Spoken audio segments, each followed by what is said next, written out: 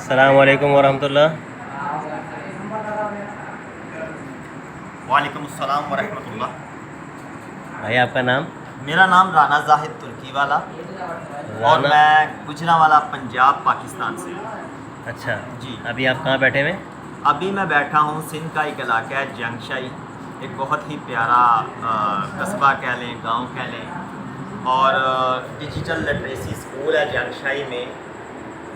इसमें बैठे हुए हैं हम लोग। इसमें बैठा हुआ हूँ और बहुत ही प्यारे उस्ताद हैं हमारे साथ। उस्ताद उस्ताद सादिक हिम्मत वाला। उस्ताद सादिक हिम्मत वाला भाई ने हमको मेहनत आइडिया वाला। दिया था कि भाई ये फ्रेम ले लो तो डिजिटल लिटरेसी स्कूल भी इसमें आ जाएगा। और इनका इंटरव्यू रह गया है, इनका इंटरव्यू सबसे मज़े वाला होने वाला जी है। जी बिल्कुल जी भाई। अच्छा, तो ये आपने जो नाम में लगाया हुआ है राना जाहिद तुर्की वाला, इसका क्या मतलब है?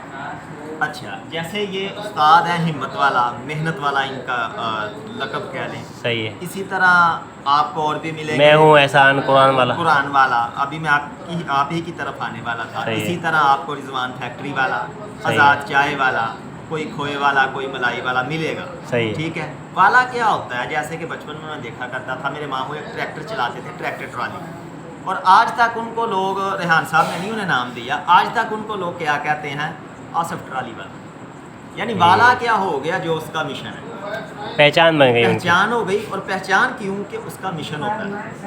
अच्छा, मैं भी बताता हूँ। बचपन में हमारे घर में जो है ना वो परिंदे और जानवर बहुत थे। बत्तखें थीं, मुर्गियाँ थीं, 12 बकरियाँ थीं, और जो है ना वो कबूतर थे, तोते थे, ठीक है। सही। और ये सारे तो हमारी जो बत्तखें हैं ना, बाकी चीज़ें तो लोगों के घरों में होती हैं, बत्तखें बहुत कम लोगों के पास होती हैं। वाइट कलर की लंबी गर्दन वाली बत्तखें वो गली में घूमती रहती थी। अच्छा, तो हमारे पूरे मोहल्ले में हमको ना लोग बत्तख वाले बोलते थे। ठीक हो गया। यानी कि वो आपका एक मिशन, पहचान बन गई पहचान तरीके बन गई। और पहचान क्यों, कि आपने रखी हुई थी। सही है। ठीक है। पिछले दिनों मैं बुलबुले ड्रामा देख रहा था, तो वो फ़ोन करता है और कहता है, कौन आगे से उसे कहता मैं नबील बुलबुले वाले। यानी कि बुलबुले वाले से मुराद ये हुआ कि वो बुलबुले में काम करता है। इसी तरह मैं तुर्की वाला क्यों, कि मैं तुर्की में काम करता हूँ, करता था, सही है। आइंदा भी करता रहूँगा। काम किस तरह का, कि मेरा एक ज़िम्मा है कि मैंने इलीगल पाकिस्तानी जो तुर्की में मुकीम है, 1 लाख से ज़्यादा हैं, उनकी मैं मदद करता हूँ हर तरह की। और कुछ लीगल लोग भी मुझे कुछ काम बोल देते हैं, तो मैं उनका भी कर देता हूँ। कोई मुझसे चाहे तर्जुमानी करवा ले। अक्सर ऐसा भी होता है कि अस्पताल जाके लोग कहते हैं, राना साहब ये बात करना, डॉक्टर को दे देते हैं। ठीक अच्छा। है। फिर मैंने मुकम्मल तौर पे हेडलाइन से लेके तफसील से खबरें सुनानी होती हैं कि इसको बुखार भी है, इसको खारिश भी पड़ी है, इसको ये भी है, वो भी है। ठीक है। तो जैसा कि आपने बात की और हथेली पर सरसों जमाने वाली, आज ही एक मुझे नया काम मिला तुर्की के हवाले से। ये एक साहब है, इनका ये कार्ड गुम हो गया, ये मैंने बनवा के देना है। ठीक है। और ये सर्विस बिल्कुल फ्री ऑफ कॉस्ट है, क्योंकि तुर्की हेल्प सेंटर जो है ना, ये रेहान हेल्प सेंटर तुर्की वाला, ये सर ने बना के दिया। कौन से सर रेहान अल्लाह वाला साहब जी। तो वो उनकी फाउंडेशन की तरफ से हेल्प होती है। जी बिल्कुल। आपकी तरफ से फ्री होती है। जी बिल्कुल। और आपको शायद सैलरी मिलती होगी शायद, या मैं नहीं? उनसे चार्ज करता हूँ। आप उनसे चार्ज करते हैं, रेहान भाई से चार्ज करते रेहान भाई से, हाँ। हैं। तो ये आप जो तुर्की ज़ुबान में इतनी आराम से बात कर लेते हैं, ये कैसे आ गई आपको तुर्की ज़ुबान? ये हजूरे वाला इस वजह से आई है कि मुझे ना, जब मैं तुर्की गया तो मैंने जाके देखा कि ना को काम मिलता था, यहाँ तक कि खाना भी नहीं। जाके बीमार हो गया, पंसारी की दुकान पे चला गया, तो उससे दालचीनी नहीं थी मांगी जा रही मुझसे। तो मैंने महसूस किया, एक बंदे का भला हो, उसने कान में कह दिया, होता है ना कान में फूंक मार देना। उसने फूंक मार दी कि राना साहब अगर ज़िंदा रहना ना तुर्की में, तो ज़ुबान सीखनी पड़ेगी। तो मैंने उसकी बात को दिल पे ले लिया और मैंने कहा ज़ुबान ही सीखनी है। 1 माह लगा था, हर चीज़ सीधी कर ली मैंने। 1 महीने में सीख ली? नहीं, सारी तो नहीं, लेकिन बुनियादी चीज़ें जो ज़रूरत थी, स्टार्टिंग शुरू हो गई? बिल्कुल 50% कह लें मैंने काबू कर ली थी। उसके बाद फिर 3 साल मैं पूरा रहा उधर। फिर बाद में कैसी अदबी गुफ्तगू होती है, अदबी तुर्की, मौसीकी के हवाले से ये वो। लेकिन सबसे पहले मैंने उनकी जो काउंटिंग है ना, गिनती, वो सीखी। उसके बाद अल्फ़ाबेट्स जैसे ABCD, इसी तरह उनका होता है आ बै जै चै दै गै युमशक गै, हैं, ये सारी चीज़ें फिर उधर से सीखी। गिनती भी सुनाते ज़रा। बी रिकी उच दुर्द पेश आते यदि सेकंड दोकुस ऑन 10 को कहते हैं। और ये इंतहाई आसान ज़ुबानें हैं, हमारी पंजाबी ज़ुबान है। मैं समझता हूँ कि इसमें काउंटिंग बड़ी मुश्किल है, लेकिन उनकी होती है ऑन, आगे से वही शुरू हो जाता है ऑन बेर ऑन की ऑन चोन दो थोम बेश, यानी 21 22 ये वाली हो जाती है। आसान ज़ुबान है। आसान अच्छा, उर्दू से भी मिलती जुलती है ना? हाँ जी, उर्दू में कुछ अल्फाज हैं तुर्की के? हाँ जी। असल में उर्दू क्या है, ज़ुबानों के लश्कर, हाँ? लश्करी ज़ुबान है। लश्करी ज़ुबान। जब मुग़ल बादशाहों के लश्कर में हाँ, हर तरह के लोग थे, तुर्की भी थे, ईरानी भी थे। तो बिल्कुल आप सही फरमा रहे हैं। इसी तरह जनाब जो तुर्किश है ना, इसमें फ़ारसी के अल्फाज हैं, इसमें अरबी के अल्फाज हैं, इसमें जनाब उर्दू के अल्फाज हैं और अपने तुर्की के भी अल्फाज हैं। नहीं, उर्दू के तुर्की में नहीं है, तुर्की के उर्दू में है। ऐसा कह लें, ये तो मैंने वैसे ही बात कर दी ना, क्योंकि उर्दू तो नई ज़बान है। बिल्कुल है ऐसा ही, लेकिन इसका वैसे आपकी बात से मुझे नज़र ये आया कि भाई सिर्फ ज़ुबान सीख कर भी आप पैसे कमा सकते हैं। ये ज़ुबान अक्सर मैंने इंटरव्यूज़ दिए हैं तो लोगों को यही बताया मैंने कि उधर आपकी जो स्किल है ना, जो आपकी डिग्री है, मिसाल के तौर पे आप कोई डिप्लोमा होल्डर हैं, तो उसकी कदर सिर्फ उधर हजूरे वाला होगी 10%। अच्छा जी, उसके बाद उसकी जो ज़ुबान की जो कदर है ना, ज़ुबान की, वो जनाबे वाली समझ लें कि 90% कदर है। एक मिनट। अच्छा जी, तो इसका मतलब है ज़ुबान भी जो है ना वो आपके लिए जो है ना वो पैसे कमाने का ज़रिया बन सकती है। ज़ुबान ही आपके लिए पैसे कमाने का ज़रिया। ज़ुबान ही तुर्की में, अच्छा, यूनान में, कहीं भी चले जाएं, ये एक हम ही हैं जिन्होंने इंग्लिश को ऐसे वाजिब किया अपने ऊपर जैसे इशा में 3 वितर होते। ठीक है, हाँ जी। बाकी उधर आप कहो ना इंग्लिश की बात, तो वो आगे से भला किस तरह मुँह करते हैं, वो कहते हैं यो सादा जे तुर्किया कौन, तुर्की में बात करो सिर्फ और सिर्फ। ये जर्मन कौम में भी ये बात है ना कि वो यही है, मैंने यूनान में देखा है कि उधर अब नई जनरेशन को थोड़ी बहुत उर्दू बोलती है, इंग्लिश बोलती है, बाकी जो पुराने बाबे हैं उनको तो चिड़ा है, वो कहते हैं इंग्लिश में क्यों। हाँ, क्योंकि इन लोगों की तो आपस में लड़ाइयाँ भी होती थी ना। हाँ जी, ज़ुबान, हाँ, हम ही ने ये कहा हुआ है कि जी इसके बगैर तो गुजारा ही नहीं, बल्कि हमने तो अपनी पंजाबी में वो जनाब इंग्लिश दाखिल कर दी है। अच्छा, कितना टाइम गुजरा तुर्की में, कैसा टाइम गुजरा था? बता दिया वैसे मैंने 3 साल पूरे। और 3 साल में क्या काम करते थे आप? मैं देता था होम डिलीवरी उधर, बाइक पर। अच्छा, ठीक है, जिसमें 19 लीटर की पानी की बोतल होती थी, गैस के सिलेंडर। उसके बाद कुछ देर मैंने वो पिज़्ज़ा वगैरह भी की है। ठीक है, उसके बाद उधर जनाब थोड़ी सी व्लॉगिंग वगैरह भी की है, यूट्यूबर भी रहा, घूमा फिरा बड़ा हूँ मैं, पूरा तुर्की घूमा। अच्छा, पूरा। कौन से साल से कौन से साल तक आप वहाँ पे रहे? 2016 से लेके 2020। तो जो आपने घूमा फिरा, ज़रा 5 मिनट में ज़रा बताएं कि तुर्की में क्या क्या है और देखने वाला। अच्छा, जो देखने वाला है वो पूरा तुर्की ही देखने वाला है। क्यों भला? तुर्की के पहले शहर जो है ना, उसका नाम है दोगो ब्याज। ब्याज कहते हैं सफ़ेद चीज़ को, और उसको क्यों दोगो ब्याज कहा जाता है? उधर बर्फ़ ही होती है। अच्छा, हज़रत सानी आदम कौन है बताएं? कौन हज़रत सानी आदम किन्हें कहा जाता है? आदम सानी आदम कहते हैं हज़रत इब्राहीम अलैहिस्सलाम। नहीं, हज़रत नूह अलैहिस्सलाम। हाँ जी, अब आए ना, आप मौलवी हैं इसलिए मैंने सवाल किया। उनकी जो कश्ती है ना वो उसी पहाड़ पे पड़ी। हज़रत इब्राहीम अलैहिस्सलाम को तो अबुल अंबिया कहते हैं। हाँ जी। और नूह अलैहिस्सलाम को आदम सानी इसलिए कहते हैं कि उनके बाद जितनी भी नस्ल थी वो नूह अलैहिस्सलाम की ही ज़ुर्रियत थी, क्योंकि वो सारा सैलाब आया था और सारे कौम जो है ना ख़त्म हो गई। हाँ जी, उनकी जो कश्ती है ना हजूर, वो उसी पहाड़ पे पड़ी हुई है। ये कौन सा शहर है? ये दोगो ब्याज शहर है। दोगो ब्याज। हाँ जी, तुर्की का पहला शहर है। ये तो दोगो ब्याज ब्याज इसलिए कि उधर बर्फ़ ही होती है। ये जो है ना अरबी में अबियज़ कहते हैं वाइट को। अच्छा, तो ब्याज और अबियज़ मिलता जुलता हो। हाँ ठीक है, तो इस हवाले से भी अल्लाह ने अपनी निशानी को महफूज किया हुआ उधर, और बर्फ़ ही होती है, लकड़ी। तो वो देखी आपने कश्ती? नहीं देखी, वो बाद में पता चला कि यार इस पहाड़ी से जहाँ से मैं गुजर आया हूँ इधर तो कश्ती है। मैं ये देख रहा था यार वो इतनी बर्फ़ क्यों उधर, हालांकि बाकी नहीं, धूप भी थी, लेकिन उधर ही क्यों बर्फ़, बड़ा खूबसूरत नज़ारा है। तो बाद में पता चला जब मैं इस्तांबुल पहुँच गया कि यार वो तो उधर वो कश्ती है। और कहाँ घूमे? और जनाब उसके अलावा उससे अगला शहर है उसका और हाँ, वैसे अगर इंग्लिश में पढ़े तो एग्री बनता है, लेकिन जी साइलेंट हो जाता है। अच्छा, जिसके ऊपर मद होती है, सही है, तो उसे कहते हैं और तुर्की ज़ुबान।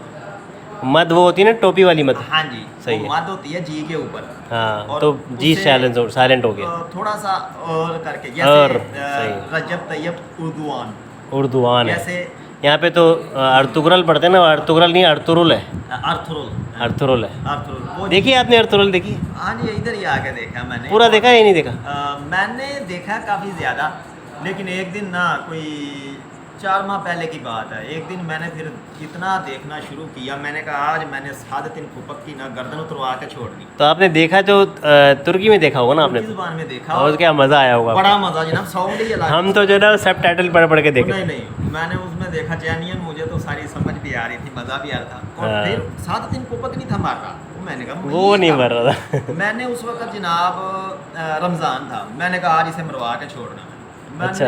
पैकेज करवा के 1 हफ्ता लगाया, उसकी गर्दन उतरी, उसके बाद मैंने फ़ौरन बंद कर दी, फिर उसके बाद नहीं देखा। ये नहीं मार रहा, इतना फितना अंगेज़ यार बंदा। बिल्कुल बिल्कुल। अच्छा, तो हुजूर वो देखा, उसके बाद वान तत्वान, ठीक है। नहीं, थोड़ा थोड़ा बताएं भी ना।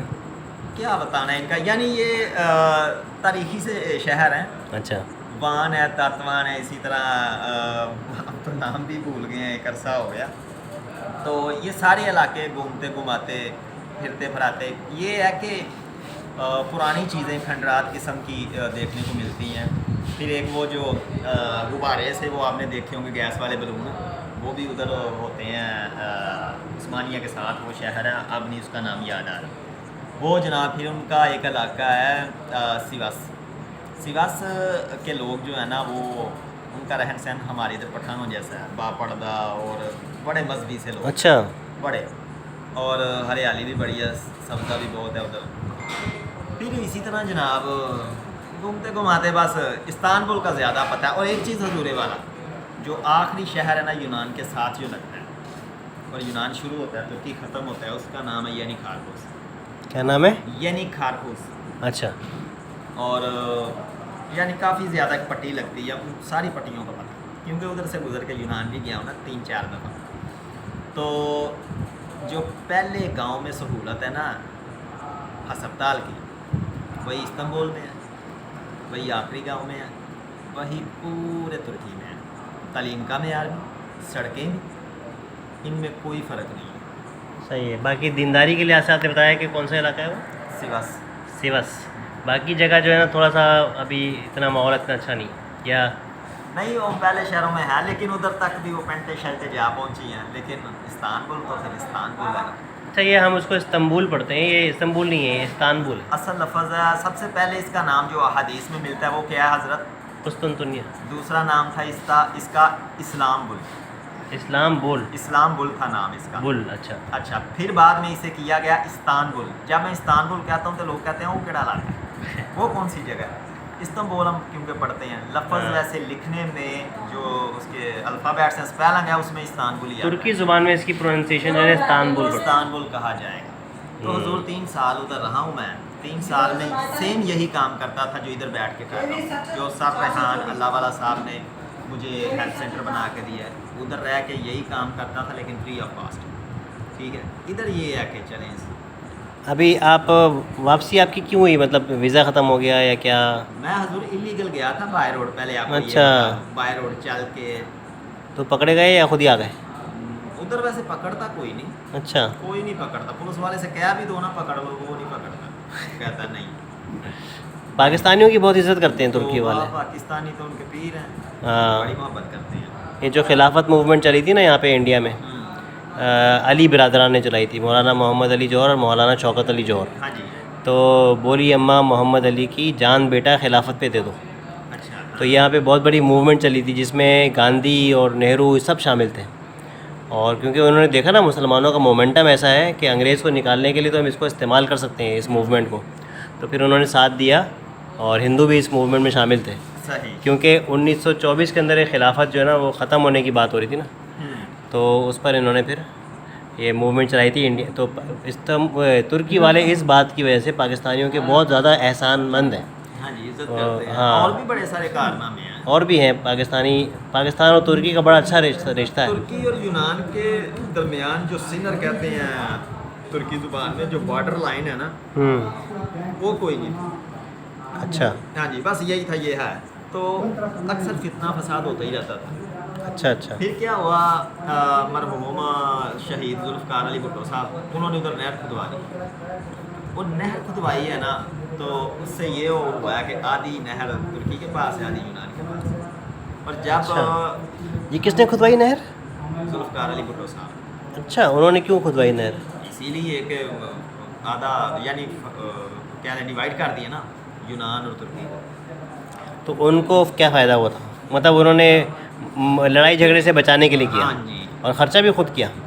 हम तो एहसानमंद किस बात की आपके? इसका मतलब है कि पाकिस्तान उस वक्त काफ़ी मतलब मजबूत था इकोनॉमिकली। जी हजूर, हम माजी में लोगों को कर्जा दिया करते थे, शायद आपको ना पता हो, आप अभी छोटे हैं। हम माजी में लोगों को, मैं छोटा नहीं हूँ वैसे। कितनी एज है आप कितने हैं? आपसे? मैं नहीं, आप बताएं। बहुत बड़ा हूँ मैं। नहीं बताएं। पहले बता दें आप। नहीं। कसम लग गया तो नहीं। नहीं दसो। हाँ 38। हैं? हाँ इको जी नहीं है, बराबर है। हाँ, बराबर। सही मेरा है। ख्याल है छोटी है। अच्छा, तो वो जनाबे वाली ये बात है कि वो इस वजह से हमारे एहसानमंद है। एक और इनकी एक जगह है मतनाज़ा, चैना किले। अच्छा वो भी हमारे फौजियों ने उधर जाके तो दोनों लड़े, यानी कि तुर्की वाले भी और हमारे फौजी भी, तो उसको भी इधर किया है। तुर्की की तरफ कर लिया। तो इस वजह से भी वो जो पुराने बाबे हैं ना, वो बड़ी इज्जत करते हैं, बड़ी जान देते हैं हम पे। बिल्कुल बिल्कुल सही है। और कोई बात तुर्की के हवाले से या आपकी अपनी जनरल लाइफ के हवाले से, आपके आगे आगे क्या वो हैं गोल्स हैं? फ्यूचर प्लान मेरे यार, ये लिटरेसी स्कूल में कैसे फंस गए आप? तुर्की कहाँ, ये डिजिटल लिटरेसी कहाँ? मैं हूँ सिर्फ दिमाग का ही नहीं, ज़ात का भी राजपूत। अच्छा ये चीज़ें समझ नहीं आती मुझे। अच्छा डिजिटल लिटरेसी ये वो, मैं पहले भी बता चुका हूँ। पैसे दे के मैं व्हाट्सएप और जीमेल बनवाता था, अच्छा नहीं ना समझ आती। तो मैंने फैसला किया कि क्यों आखिरकार अच्छा। मुझे भी आनी चाहिए। तो इधर ये है कि जैसे आप सीखने आए हैं इधर मतलब? पैसे भी लेते हैं और सीखते नहीं हैं। सीखने आए हैं। सीखने के लिए आए हैं। हाँ, और अब तो अल्लाह का शुक्र है। तो कुछ समझ लग रही है फिर कुछ? लो, इस उस्ताद जी से पूछिए, अब तो मोबाइल ठीक करके देता हूँ 3 मिनट। अच्छा, वो यूट्यूब चैनल बना लिया आपने अपना? चैनल भी, वीडियोस हैं उस पर मेरी। वो किस नाम से बनाया है? राना तुर्की वाला। राना तुर्की वाला। ऐसा कोई ऐसी कोई सीरीज़ शुरू करें ना, राना के साथ तुर्की सीखो, नहीं अभी या लर्न टर्किश विद। हाँ जी, सर रेहान साहब से मैंने रिक्वेस्ट की है कि कोई ना प्रोग्राम बनाएं ऐसा कि मैं ना लोगों को तुर्की सिखाऊं। तो क्योंकि वो फराहम करते हैं कैमरा, स्टूडियो, ये वो हर चीज़। तो कुछ ऐसा कर रहे हैं हम। अली रज़ा पंजवानी साहब हैं हमारे सीनियर, वो उन्होंने मुझे एक तरीकाकार बताया है कि आप सबसे पहले मिसाल के तौर पे एयरपोर्ट पे हो तो उधर कौन कौन सी ज़ुबान इस्तेमाल होगी। तो आप अस्पताल में हो या आप किसी सरकारी जगह पे हो, तो इस हवाले से मैंने सोचा कि जुमले पहले लिख लें, हाँ, वो जुमले सिखाएं लोगों को। हाँ जी, ताकि आसानी से सीख सकें। और हमने आसान तुर्की है ना, जो है ना वो सिखानी है, अदबी नहीं। ठीक है ना, अदबी वाली तो मुश्किल है। वो काफ़ी ज़रा आगे जाके मुश्किल हो जाए, लेकिन इब्तदाई तो हो ना, आपको पता तो हो कि ये क्या करना है। थोड़ी बहुत तो आती हो, जब वहाँ जाके ज़रा उनसे थोड़ी बातचीत तो वैसे करें। भी मिलते जुलते अल्फाज हैं। जैसे मैंने अभी बताया कि वो कहते हैं सादा जो तुर्किया कोनिश। अब सादा जो लफ्ज़ है तो उर्दू का ऐसा ही है ना, ये आप कह लेंगे फारसी का। ठीक है, अब मैं उधर इस्तानबुल में खाना खा रहा था, मेरा उधर गोदाम था स्क्रैप का। तो मेरे पास अफ़गानी काम करता था। तो जब वो पहले दिन आया, मैंने कहा अफ़गानी हो? कहता हाँ। तो सब हम बैठे थे पाकिस्तानी, तो मैंने उसे कहा खुश आमदीद। तो सारे बंदे कहने लग पड़े कि राना साहब ये कौन सी ज़ुबान है? मैं कहा फ़ारसी। नहीं ये तो उर्दू है। मैंने कहा नहीं ये फ़ारसी है, उर्दू का लफ्ज़ है। मैं कहा लफ्ज़ उर्दू का है, फ़ारसी में पर। ठीक है, तो ये स्क्रैप का काम किया आपने तुर्की में? हाँ जी, तुर्की में स्क्रैप। तुर्की में और राइडर और स्क्रैप के अलावा और क्या क्या किया? और भी बड़े काम है, बंदा काम मतलब यहाँ से जाके तुर्की में अगर कोई बिज़नेस करना चाहे तो कैसा आइडिया है? हाँ जी, यहाँ पे तो बड़े मसले मसाइल हैं ना, पेपर वर्क और रिश्वत और ये और वो। तो तुर्की में शायद ऐसा नहीं होगा। मतलब क्यों ऐसा है? नहीं है, लेकिन काम है असल में ना उधर ये होता है कि हुकूमत इन्वॉल्व होती है हर काम में। हुकूमत का होल्ड है ना यहाँ पे, इतना आप होल्ड नहीं जो है करना हुकूमत का। चाहो वो करते हैं, टैक्स लेते हैं लेकिन सहूलतें देते हैं। हाँ, टैक्स लेते हैं, सहूलतें देते हैं। एक कुछ दोस्त है मेरा, उनसे रब्ता था। अभी तो रब्ता काफ़ी अर्सा हुआ नहीं हुआ, लेकिन वो लोग भी अपना, उन्होंने मुझसे एक सॉफ्टवेयर बनाने के लिए रब्ता किया था। और अपना कोई सर्विस ऐसी कोई शुरू कर रहे थे, राइडर्स की सर्विस ऐसा कुछ।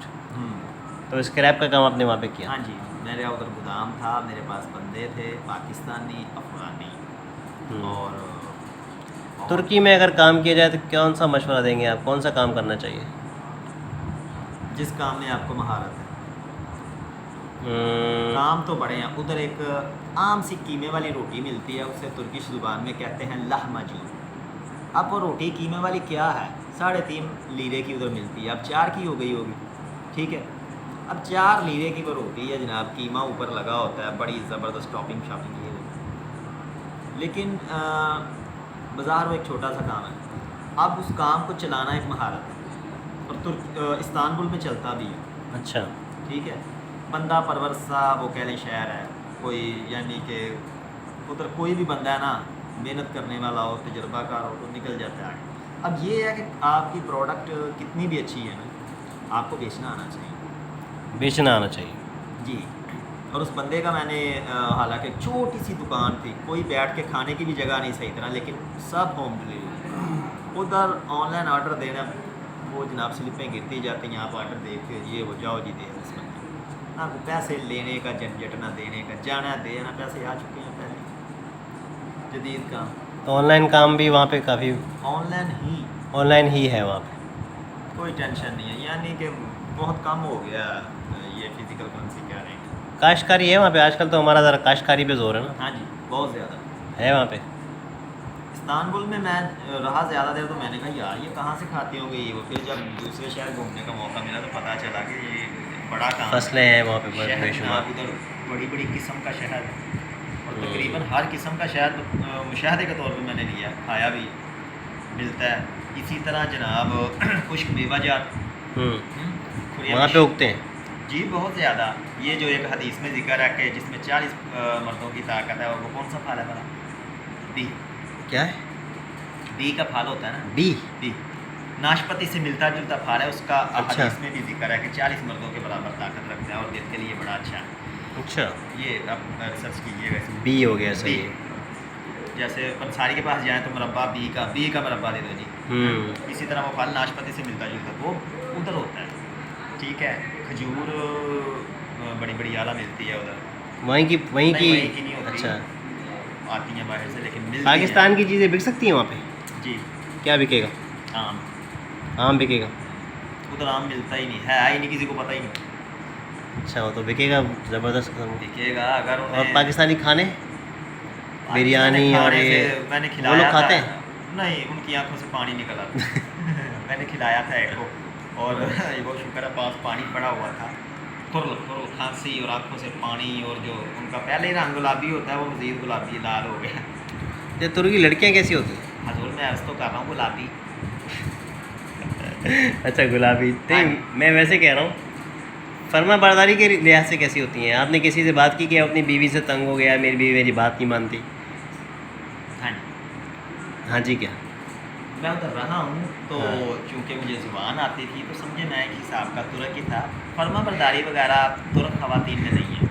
नहीं है? माले से कहते हैं बदकिस्मती से। अच्छा, हाँ जी, बहुत कम मिलती है। हमारा वाला ही हाल है, नहीं जनाब, हमसे भी बदतर है। हजूर ऐसा ना कहें, हमारी तो ख़वातीन इतनी, मैं कहता हूँ वफ़ादार और सलीका। हमारी बेहतर है? वो हजूर 1000 दर्जे बेहतर है, 100 भी नहीं। कैसी बातें करते हैं। ये तो उधर की जो बात है ना, उधर छोड़ दें बात इस मामले में। गो कि उधर तैयब उर्दवान की वजह से बड़ा मज़हब देखने को मिलता है। हाँ, लेकिन ऐसा है नहीं। आपने अर्तुरुल देखा है ना? हाँ। नहीं देखा। अब जिन्होंने अर्तुरुल देखा है वो मुझसे जनाब, ये मेरा जो फ़ोन है तुर्की वाला है। नहीं, अर्तुरुल वाली ख़वातीन वहाँ मिल जाएंगी ना? वो कौन सा शहर है आप बता रहे हैं? सोस? वो हजूर वो सिवास है। सिवास? वहाँ भी नहीं मिलेंगी? नहीं, वो नकाब। छोड़ो यार, एक दिलवा दो वहाँ से। अच्छा जी। मैं पुलिस कराने वाली माई हूँ या फुफा हूँ, लेकिन ये है कि हमारी औरतों के साथ उन्हें नाम मिलाया जाए तो बेहतर। देखो मैं शादीशुदा हूँ, 3 साल अपनी बीवी छोड़ के उधर रह के आऊँ, मुझे कोई टेंशन नहीं किसी भी किस्म की। अभी 1 माह से इधर हूँ, मुझे कोई टेंशन नहीं किसी भी किस्म की, ठीक है। लेकिन उधर ये मामला नहीं है। उधर बंदा फिक्रमंद ही होता है भी यार, पता नहीं क्योंकि उधर पैसे को तरजीह है। अच्छा। पैसा है तो आपको बाबा भी कहते हैं, हाँ, पैसा है तो आपको जनाब सारी इज्जतें, सारी सहूलतें, ठीक है। वैसे पाकिस्तानी को वैसे भी मिलती हैं, लेकिन नहीं तो थोड़ा सा ना फिर ज़ाहिर है हिचकिचाते हैं, थोड़ा सा हाथ खींचते हैं। पैसे की बड़ी वैल्यू है उधर, पूरी दुनिया में बड़ी है, लेकिन तुर्की का वीज़ा लेना कितना आसान है? बहुत मुश्किल। मुश्किल है? हाँ जी, क्यों? क्योंकि तुर्की जो है ना वर्किंग वीज़ा नहीं देता, वो सिर्फ देता है टूरिस्ट वीज़ा, और टूरिस्ट वीज़ा भी 1 माह का होता है, ज़्यादा से ज़्यादा कम दिनों का होता है। और अगर बिज़नेस वीज़ा लेना है, मैं यहाँ पे इन्वेस्टमेंट करूँगा, ज़मीनें लूँगा, हाँ जी, वो एक अलग मामला है, वो उसमें मिल जाएगा? मिल जाता है, ठीक है। आप तकरीबन 4 करोड़ रुपये उधर खर्च करो, आपको जनाब किरमजी पासपोर्ट सना मेरी जब, यानी कि लाल पासपोर्ट आपको मिल जाता है उधर। 4 करोड़ रुपये लाल पासपोर्ट मिल जाता है? आप ज़मीन खरीद 4 करोड़ वहाँ पे लगाएं तो इन्वेस्ट करें, और इन्वेस्ट यही नहीं कि आपने कर दी, उसमें भी हुकूमत माल तो होती पता है 1 एकड़ ज़मीन कितने की है? अंदाज़ा है? वहाँ हाँ। वहाँ जगह के हिसाब से है ना। थोड़ा पता तो अब करो। आप कराची की किसी दुकान का रेट लगवाएं और किसी गांव के किसी खेत का, तो वो फ़र्क तो होगा ना। नहीं, तुर्की के सबसे सस्ते इलाके में ज़मीन के रेट पता करवाओ कि 1 एकड़ कितने की है। अच्छा, हमारी पहुंच से दूरी होगा, चलो करवा लेते हैं। हाँ। ठीक है, करवा देंगे जनाब। ओज़तुर्क, और अच्छा ओज़तुर्क ये सही। एक उधर इदारा है जो इस तरह के काम देखता है सारा। अच्छा अच्छा। ओज़ कौन है? ओज़ अर्तुल जो उसके आबाओ जदाद थे ना, वो ओज़, वो तो ओस है, हाँ सही। ओ जिसके ऊपर 2 नुक्ते होते हैं और आगे जेड आता है, ओज़। ओस कहते हैं। हाँ। तो आपने कभी यू के ऊपर 2 नुक्ते नहीं देखे होंगे, लेकिन तुर्की ज़ुबान में वो भी मिलते हैं, यू पर। यू के ऊपर। यू पर 2 नुक्ते हैं शायद। मैंने वहाँ पे रहा हूँ ना मैं, स्वीडन में, हाँ, वहाँ भी नुक्ते शुक्ते बहुत लगाते हैं वो लोग इधर उधर। ज़ुबान में ये है। हाँ। सही। तो हजूर ये है कि बच्चों की तरबियत के हवाले से बात करें, गुरबत तो नहीं है तुर्की में? गुरबत है? गुर्बत है। इस्तांबुल में मैंने देखा है कि यार जो अमीर हैं वो बहुत ज़्यादा अमीर हैं, और जो गरीब हैं वो गरीब ही हैं। अच्छा। यहाँ तक कि लोग, क्योंकि मैं दुकानदार था, मेरे साथ बहस करते थे, तो यहाँ तक भी आ जाते थे कि ये भी पारा मेरी जैक्सन, यानी कि एक रोटी के पैसे तो छोड़ दो। जब ये कहते मैं चलो, बाकी एक चीज़ है हजूर, किसी को मांगते नहीं देखा 3 सालों में। अच्छा। हाँ जी, 2 या 3 मांगने वाले मेरी दुकान पे आए हैं, ठीक है, और वो भी तुर्क नहीं थे, पाकिस्तानी थे? नहीं, कोई और थे, कोई और थे? अच्छा। पाकिस्तानी नहीं, सीरियन तो अरबी है, अरबी भी है वहाँ पे, काफ़ी रहते हैं। सीरियन ही है ना। सीरियन रहते हैं वहाँ। तुर्की के मसाइल कौन से हैं ज़्यादातर? तुर्की में जब पाकिस्तान के अपने मसाइल हैं, तुर्की के अपने मसाइल होंगे ना कुछ ना कुछ। उन्होंने वैसे जो भी मसाइल हैं उनके हल निकाले हुए हैं, और मसाइल होंगे, लेकिन मुझे नज़र नहीं आया, क्योंकि मैंने उस नज़र से देखा ही नहीं, क्योंकि इधर से मैं गया हुआ सही, था। एक स्टेबल मुल्क लगा आपको? हाँ जी, हर लिहाज से। मैं इधर से गया हूँ ना, तो उधर 3 सालों में फ्लाइट गई है, और ना ही कोई ऐसा होगा कि फाड़ लो भैया। उधर तो पूरा होती है ऐसे, जो मर्ज़ी करो उसने आपको पकड़ना ही नहीं। अच्छा। जो मर्ज़ी से मुराद कि मैं उधर रहा हूँ, हंसा खेला सब कुछ किया, लेकिन किसी ने पकड़ा ही नहीं। चोरी डाका जुर्म कुछ भी नहीं है वहाँ पे? है, लेकिन बड़ी शर्त हो करे यार, कैसे मतलब आप इस्तांबुल पे खड़े हो ना, किसी भी जगह 3 जगह से 4 जगह से आपको शूट किया जा रहा होता है। इस्तांबुल को छोड़ दें या दूसरे किसी शहर को ले लें, उधर हर जगह तो इतना सर्वेलेंस नहीं होगा ना। नहीं है इस्तांबुल तो बहुत ज़्यादा टूरिस्ट सेंटर एक शहर यानी है। 1-2 दफ़ा ऐसा हुआ है किसी ने कुछ किया है, तो जिसने किया वो करके फंसा ही है, बाद में वीडियो टीवी पे चली है जनाब। कैसे वीडियो टीवी पे चली गया, तो वो इस तरफ से आ रहा है, इस गली में गया, उधर गया, सारी फिल्म उसकी टोटल बनी। ठीक है। ये नहीं कि है, और बड़ा यानी कि अच्छा माहौल है, कुछ ऐसी बात यहाँ पे आपका आबाई जगह गुजरांवाला है ना? नहीं। कितने बच्चे हैं माशाल्लाह? माशाल्लाह आपने कह लिया, लेकिन लोग कहते हैं, सिर्फ पूछते हैं कितने बच्चे, और मैं इसी वजह से बताता भी नहीं, माशाल्लाह भी नहीं कहता। मेरे माशाल्लाह की 6 बच्चे हैं। मेरे भी 6 माशाल्लाह, मौलवी होते हो ना किसी भी साथ। तो यहाँ पे ज़मीनें हैं माशाल्लाह इनकी आपकी नहीं। गुजरांवाला में? नहीं। अच्छा, तो आप ही हैं जो कि कमा के लाते हाँ जी, हम ज़रा गरीब से आए हैं। गरीब घराने के राजपूत हैं आप? हाँ जी, और अपनी दिमागी जो कफियत है वो राजपूत। बंदा वैसे पैसे से राजपूत नहीं होता, बंदा तो दिल से होता है वो, सॉरी, पैसे से गरीब या अमीर नहीं होता, दिल से अमीर या गरीब होता है। हाँ जी, दिल का अमीर होना चाहिए, सखावत हो बंदे के अंदर, थोड़े पे खुश रहने की हिम्मत हो, हाँ जी। तो बस वो काफ़ी है। हाँ, नहीं हमने अपनी ज़िंदगी को बड़े अच्छे तरीके से जी रहे हैं, इधर भी जिएंगे और बड़े मज़े में हम गुजरेगा। अल्हम्दुलिल्लाह। क्योंकि चंद दिन पहले एक साथ राना वाला साहब ने एक हफ्ता पहले की बात है, 10 दिन पहले रखा कि जी गुर्बत क्या है। तो मैं कहीं दूर था, मैंने बड़ी तेज़ मोटरसाइकिल भगाई कि आज मैं बताता हूँ कि गुर्बत क्या है। तो हमारे एक मैनेजर हैं बड़े ज़बरदस्त, उन्होंने जनाब लिखा आगे कि गुर्बत कुछ भी नहीं होता, सिर्फ दिमागी एक खेल है, दिमाग का काम है, एक सोच है गुर्बत, ये वो है वगैरह। तो सर वो बैठ के साथ में दोबारा उठाया उन्हें, क्योंकि सर हर चीज़ को बड़ा डीपली गहराई में जाकर देखे। सर ने कहा अच्छा आपके नज़दीक तो ये है, ज़रा बताना कितने गज के मकान में रहते हो। फिर उन्होंने वो बताया जो कि काफ़ी बड़ा था, कनाल का तो होगा तो। फिर उन्होंने कहा कि आप बताओ कि इसकी मालियत क्या है। उन्होंने कहा कि 16-17 करोड़ का तो है। सर ने कहा ना तुम्हारे नज़दीक तो गुर्बत यही है। फिर बंदे ना चीज़ को मौका मिला तो मैंने 3-4 मिसालें दी कि जी हुजूर गुर्बत ये है मेरे नज़दीक, जो देखा मैंने कि एक बाप जिसकी बच्ची जवान है और शादी के लिए उसके पास पैसे नहीं होते तो वो आसरे ही तकता रहता है, वो गुर्बत है। एक ऐसा इंसान के जो ज़िंदगी में कुछ करना चाहता है लेकिन पैसा ना होने की वजह से, मिसाल के तौर पर जो स्पोर्ट्समैन उस स्पोर्ट्स के हवाले से कुछ करना चाहता है, हाँ अब वो क्या करे जनाब कि अब क्या कहेंगे कि उसकी दिमागी गुर्बत है। एक ऐसा बंदा हजूर जो कि दीन का काम मस्जिद बनवाना चाहता है, अब उसका जज्बा देखें, ये हज करना चाहता है लेकिन बड़े हाथ पाँव मारे हुए हैं। तो गुर्बत इसी तरह कई चीज़ों में मिलती है। मुझे अपने अंदर मैंने फिर बताया कि थोड़ी सी गुर्बत लगती है फाइनेंशियली, वो भी थोड़ी सी लगती है।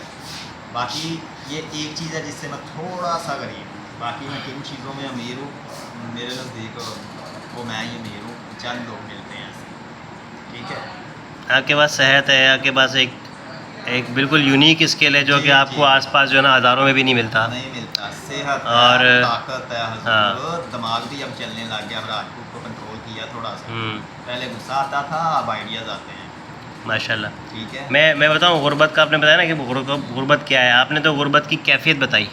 मैं एक चीज़ का इजाफा करना चाहता हूँ कि गुर्बत क्यों है। गुर्बत असल में क्यों है ना, ये बस एक आजमाइश है अल्लाह ताला की तरफ से। किसी को अल्लाह ताला देकर आजमाता है और किसी से रोक कर आजमाता है। जिसके लिए पैसे के बग़ैर जो है ना वो ईमान पर कायम रहना भी मुश्किल होता है ना, तो उसको तो अल्लाह ताला इतनी बड़ी आजमाइश में नहीं डालते कि इससे पैसा भी छीन लो तो ये तो बिल्कुल ही काफिर हो जाएगा। तो उसको तो अल्लाह ताला जो है ना वो पैसा देते हैं और फिर उसकी आजमाइश करते हैं, भाई अब ये क्या करता है, शुक्रगुजारी करता है कि नहीं, इसको जो है ना वो हलाल जगह पे लगाता है या इसमें अपनी अय्याशियाँ करता है, हराम अय्याशियाँ करता है। ठीक है, और एक में क्या नाम है, हमारे प्यारे नबी सल्लल्लाहु अलैहि वसल्लम ने ये बात बोली थी कि अपने दुआ मांगी थी कि अल्लाह तो मेरा हशर जो है ना वो गरीबों फ़ुक़रा के साथ करना, क्योंकि वो फ़ुक़रा और मसाकिन करना, क्योंकि वो जन्नत में 500 साल पहले दाखिल हो जाएंगे। तो जहाँ गुर्बत एक आजमाइश है लेकिन एक तरीके से एक नेमत भी है। नेमत भी है कि अल्लाह ताला गरीब आदमी का हिसाब किताब कम लेंगे, और नेमत के साथ साथ फिर ये एक अपॉर्चुनिटी भी है। ठीक है, अपॉर्चुनिटी क्या है कि आपके पास जो है ना वो एक वो है कि आप उसमें अपने कहते हैं कि अगर एक आदमी गरीब पैदा हो रहा है ना तो वो तो अपनी किस्मत से हो रहा है, लेकिन अगर वो गरीब मर रहा है तो फिर वो अपने क्या नाम है अपनी मर्ज़ी से गरीब मर रहा है, हालांकि वो चाहे अगर तो मेहनत करके पैसे कमा सकता है। हाँ, ये हज़रत बिल गेट्स जो हैं दुनिया के अमीर तीन शख्स, उन्होंने कहा था कि गरीब पैदा होना जुर्म नहीं, हाँ गरीब मरना जुर्म है। तो सही बात है, जुर्म तो कैसे नहीं कह सकते। अच्छा, क्या हर किसी के नज़दीक पैसे की इतनी अहमियत नहीं है। कोई किसी और चीज़ को, इल्म को ज़्यादा अहमियत देता है, कोई किसी और चीज़ को अहमियत देता है। तो अगर पैसे को देता और फिर भी गरीब हो तो फिर तो कोई पैसे को अहमियत दे रहा है उसके बावजूद वो गरीब है, अब तमाम तर जान मारने के बाद भी, तो ये इसको फिर हमें छोड़ देना चाहिए कि अल्लाह का फ़ैसला है और अल्लाह ताला के नज़दीक उसका गरीब रहना ही बेहतर है। अगर एक मरतबा एक सहाबी ने दुआ की थी, वो दुआ करवाई थी रसूलुल्लाह सल्लल्लाहु अलैहि वसल्लम से कि आप मेरे लिए दुआ कर दें कि मैं भी अमीर कबीर हो जाऊँ। मफ़हूम बता रहा हूँ। तो फिर वो जब बहुत अमीर हो गए थे फिर वो आजमाइश में पड़ गए थे। तो ये जो है ना वो बस अल्लाह ताला से ना कभी ये नहीं मांगना चाहिए कि अल्लाह तू मुझे अमीर कर दे या मुझे बहुत सारे पैसे दे दे। अल्लाह ताला से हमेशा ना खैर की दुआ मांगनी चाहिए सही फरमा कि अल्लाह तू खैर के फ़ैसले फरमा हमारे लिए। हाँ, बेहतरी बात। इस तरह बारिश के लिए भी कभी ये दुआ नहीं करनी चाहिए अल्लाह खूब बारिश बरसा दे। हाँ जी, आपको हमेशा या बारिश अगर हो रही हो और आपको लग रहा हो कि यार मेरी फसल का नुकसान हो रहा है या मेरे मोहल्ले में पानी जम गया और मेरा घर जो है ना वो टूट रहा है, तो फिर भी आप ये दुआ ना करें कि अल्लाह बारिश को रोक दे, फिर क्योंकि हो सकता है वही बारिश किसी और के लिए ज़िंदगी का ज़रिया बन रही हो। हाँ जी, ठीक है, तो आपने बारिश के लिए दुआ हमारे दिन ने सिखाई है, अल्लाहुम्मा सय्यिबन नाफ़िया, ऐ अल्लाह तू बारिश बरसा लेकिन नफ़ा बख्श बारिश, माशा कि ऐसी बारिश हो कि हमारे लिए उतनी हो जितनी में हमारा नफ़ा है अल्लाह। और उनके लिए उतनी हो जितनी में उनका नफ़ा है। आप देखें हम कराची में भी कभी कभी हमें हैरत होती है कि फ़लाँ इलाके में तो इतनी तेज़ बारिश हुई और हमारे इलाके में तो हुई नहीं। लोग आपस में एक दूसरे को फ़ोन करके पूछ रहे होते हैं यार तुम्हारे पास नहीं हुई, हमारे पास तो इतनी तेज़ बारिश हो गई। तो बहरहाल ये बहुत मज़ा आया आपसे बात करके और इंशाल्लाह दोबारा भी बात करेंगे। ज़रूर करेंगे। अल्लाह ताला आपको भी आपके मकासद में कामयाब फरमाए हाँ, आमीन। और बुलंदर मकासद। हाँ, इस पे बात नहीं हुई वैसे, कोई क्या ऐसा कोई ड्रीम प्रोजेक्ट है आपका, क्या ऐसा कोई बड़ा काम करना चाहते हैं या अभी सीख रहे हैं और सोचेंगे अभी? नहीं नहीं, सोच के ही असल में आए हैं और ये एक बड़ी मुश्किल सी चीज़ है। मैंने बड़े बड़े जीनियस को, बड़े बड़े पढ़े लिखे लोगों को जब सर ये सवाल करते हैं ना रेहान अल्लाह वाला साहब कि अगले 10 साल में आप अपने आप को कहाँ देखने चाहिए, उनके पास भी जवाब नहीं होता कि उन्होंने भी नहीं कुछ सोचा होता। तो मैं पहले हैरान होता था कि यार मैंने क्यों नहीं सोचा। अब आके मुझे लगा कि वाकई यार ज़्यादातर लोग ये सवाल सोचते ही नहीं हैं, ये करते ही नहीं हैं। तो सोचा आपने फिर? हाँ जी, मैंने सोचा हुआ है अल्हम्दुलिल्लाह। बताएं थोड़ा क्या। मैंने हजूर ये सोचा कि मैं अगले 10 सालों में बता दूँ, बताएं। अगले 10 सालों में अपने पाकिस्तान को कुछ ऐसा करने में कामयाब हो जाऊंगा, अपने पाकिस्तान को वहाँ तक ले जाने में कामयाब हो जाऊंगा जहाँ मेरे पाकिस्तान को इज्जत की निगाह से देखा। पाकिस्तान की तरक्की का ख्वाब है आप? जी बिल्कुल। क्यों मसला बनता है कि पाकिस्तान को ही दुनिया में जाने के लिए वीज़ा लेना पड़ता है, हालांकि जिनके मुल्कों में हमें जाने के लिए वीज़ा लेना पड़ता है वो हमारे पास वीज़े के बगैर आ जाते हैं। वाई नॉट वी, हम क्यों नहीं? ठीक है। तो तुर्की में भी जितनी देर रहे हैं हम इतने अच्छे थे नहीं जितना हमने उधर प्रेजेंट किया कि यार किसी तरह ना कोई ये कह दे कि पाकिस्तान जिंदाबाद, उनको ये चीज़ दी जाती है। तो ये